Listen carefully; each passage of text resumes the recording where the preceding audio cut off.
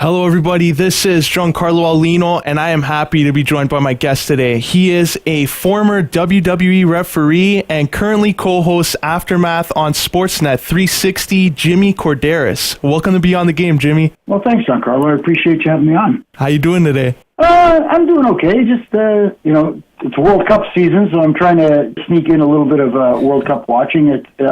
I don't want to say that I'm a huge, soccer or footy fan, but, I'm a casual fan, and when this time of year rolls around, or every 4 years, I'm interested. I like it. That's good. Jimmy, you're a WWE referee for 20 plus years. Now, I've always wondered about this because fans hear stories about their favorite wrestlers working the indie scene, working around the world, and like finding their craft and their character. How does one become a referee for WWE? Oh, man. Like, nowadays, it's a lot different from when I started refereeing. Like, I started working for Jack Tunney way back in the day. And in those days, you didn't train to be a referee. I was, on the ring crew and setting up the ring and that kind of stuff. And it kind of morphed into becoming a referee, almost like because I was hanging around. To be honest with you, it was Pat Patterson who just said, well, the kid's hanging around there. He's setting up the ring. He's tearing it down. And during the show, he's just waiting for the show to finish. Why don't we use him? We'll make him a referee. And slowly but surely, one thing led to another. And then, I didn't know how long it would last, but it lasted pretty good career over 20 years, And, there's some difficulties that fans aren't aware of that they think, because they have that perception, these guys know the outcome, it's sports entertainment. What would you say were some of the difficulties in being a WWE referee?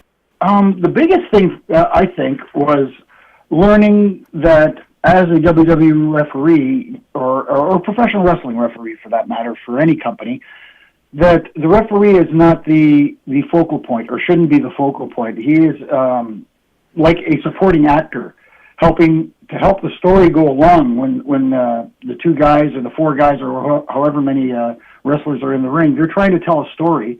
You're just there to help them tell their story in the best way you can, and to kind of stay invisible until you need to be visible. Yeah. You're, like I said, you're kind of like that supporting actor where people will go on, hey, I know that guy, where do I know him from? I know I've seen him, and for me, that's fine. Some people like to be more visible. That wasn't me. I was kind of like, I kind of understood the role of the referee and knew that I wasn't going to be a superstar, so to speak. Yeah, and after your time with WWE, you took that knowledge that you had of the industry to Sportsnet and joined Art O'Cal and Renee Paquette on Aftermath. Now it's Caroline Shved, Anthony Corelli, Nug, and yourself. For those that may be unfamiliar with Aftermath, how would you describe the show to them? Best way to describe it, I've said this to a couple of people, is I like to refer to us as wrestling's version of the Talking Dead. Oh. See, what we do is, we break down the show, what happened that week on television or on pay-per-view, and we talk about what we liked and what we didn't particularly like, and we critique that way, and what we would have liked to have seen instead, or maybe like going forward, predicting, I'd like to see this happen in the future. Maybe this will happen, kind of like you do with pretty much any form of entertainment. Everybody kind of does it.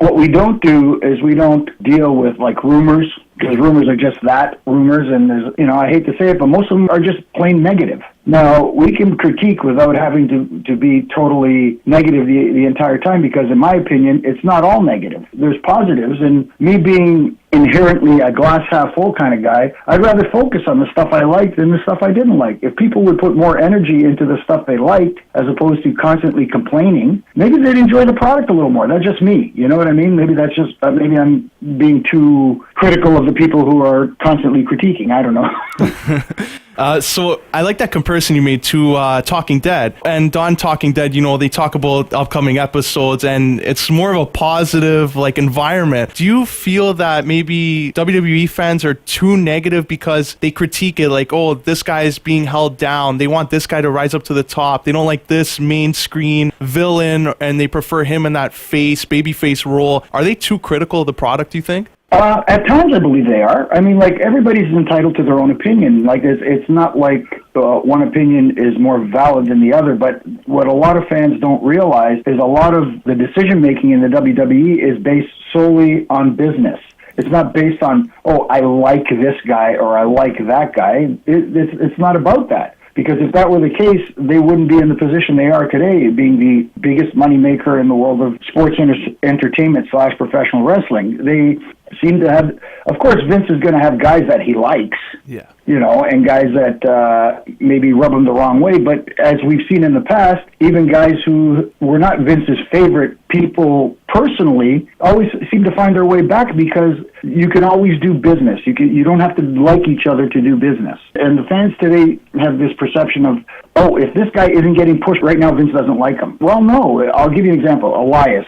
People love this guy right now. I see a lot of huge potential in this guy. I think he could be a big star. Why rush it? He's a long-term project. Everybody wants everything done yesterday when you have to think future down the line. You have your stars right now. He's a future star. Just be patient. For those just joining us on Vibe 105, this is Giancarlo Aulino of Beyond the Game speaking with the co-host of Aftermath, Jimmy Korderas. Jimmy, you brought up there about, Vince doing business, and he did big business last month when WWE signed that massive $1 billion TV deal with Fox that will see Smackdown Live move to Friday nights beginning in fall of 2019. What are your thoughts on the deal, and what does it mean for WWE's product going forward? It is a huge deal, not just the money figure. Obviously, the money figure is massive. Professional wrestling has always had this stigma about it when it comes to television and to mainstream media and Hollywood and those places. There's always that kind of like stigma, like I said, attached where wrestling is a lower form of entertainment. And I hate putting it that way because it's just a different form of entertainment, I think a lot of that stigma is being, it's not going to go away anytime soon, but at the same time, the stigma is not as pronounced as it used to be. And Fox now going ahead and putting that on their main network is proof of that, because they see the value in putting it on, especially on a night. Friday nights are a tough TV night. Yeah. So they see a lot of value in putting this on there because wrestling fans are inherently diehard, and they will tune in regardless of what day it's on. So to me, it's a game changer because in another sense, and I hate to ramble here, obviously we see there's a shift in how people are absorbing content, whether it's digital, online, different streaming services and that sort of thing. But at the end of the day, the biggest revenue source and the biggest money source is television still. Until that changes,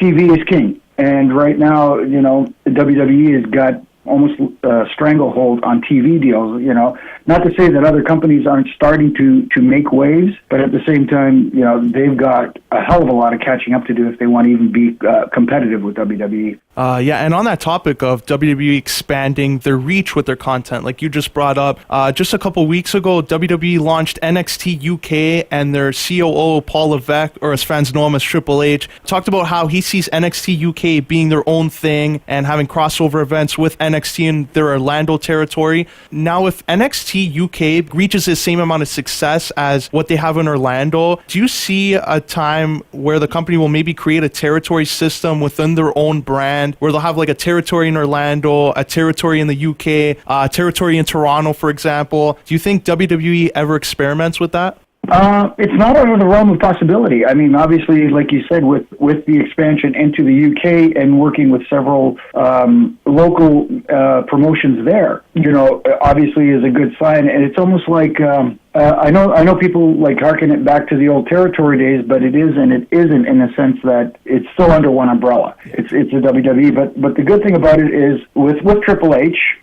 He seems to be more open to working with companies outside the WWE, and who knows what goes forward. I mean, we saw recently where they promoted a little bit of a deal there with the New Day and the Elite. It was a video game thing. Yes, it wasn't wrestling, but at the same time, 2 years ago, 5 years ago, that nothing like that would have happened. So, things are changing slowly, and who knows, maybe someday you'll see them actually working with other companies. Once again, for those just joining us on Beyond the Game, this is Giancarlo Aulino speaking with the co-host of Aftermath, Jimmy Korderas. Jimmy, as you just brought up there with the New Day and the Elite, that hidden gem that WWE posted on their Twitter account put some fans into a frenzy. And, you know, the IWGP heavyweight champion being promoted on WWE's social media got a lot of people thinking, like, is Kenny Omega and the Elite making that jump to WWE? Are they going to work with New Japan Pro Wrestling? As somebody like yourself who has been around for multiple eras and seen different business dealings with WWE and other companies, is there a time where you see Kenny Omega and the Elite make that jump? And do you think they would be successful in WWE?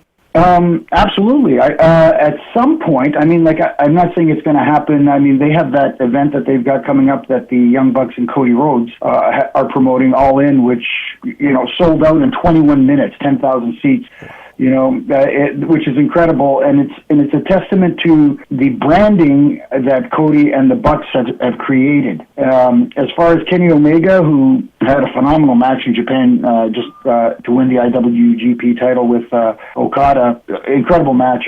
The other thing people don't understand is, or have trouble understanding, is these guys are businessmen, and they're going to do what's best in their mind. Right now, their branding is really good. The way the Young Bucks are handling their own brand, they're making a ton of money, whether it's Hot Topics and their branding of the Bullet Club and the Elite and that sort of stuff. I think it's brilliant. Whether you like their style or not, that's a completely different story, but you've got to appreciate what they've done from a business sense. Now, if that starts to dwindle a little bit, because sometimes in fans' eyes, you know, things get a little bit stale, I can see some point them going to the WWE and the WWE capitalizing on their success. I think if they do that, now that gives them an even bigger platform to market their brand, and it's a win-win for both companies. Now, from an artistic standpoint, it's going to be a little different because they will have, in my guess, a little less freedom to do what they want in-ring wise. I mean, it is a different style in WWE, or a different presentation, let's say. But who knows? I think at some point I could see them coming. Jimmy, before we wrap up here and let you go, how can our listeners follow you on social media? Oh, if they dare, that is.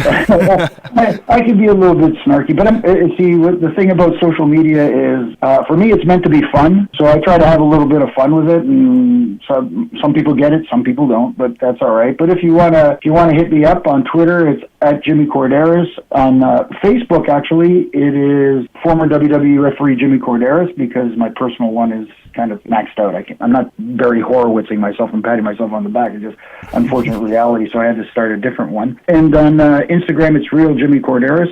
I post mainly pictures and stuff like that, old school pictures, you know, Throwback Thursday, Flashback Friday, that kind of stuff, and just have fun. So if anybody wants to hit me up there, more than welcome. Yeah, I highly recommend that. Thanks, Jimmy, for taking the time and chatting with me here on Beyond the Game, and I wish you all the best with Aftermath. Well, thank you. I appreciate that, and I wish you the best, too. Thanks a lot. That was former WWE referee and the co-host of Aftermath on Sportsnet 360, Jimmy Korderas. Now, we're going to send it back to the studio for more Beyond the Game right here on Vibe 105. This is former WWE referee Jimmy Korderas, and you're listening to Beyond the Game. Oh my God! He's caught two! He's got him! He did it! Yeah, I enjoyed that opening segment. I thought it was really good. It showed off Ronda Rousey very well. Referees! What? The referees has pulled out Korderas!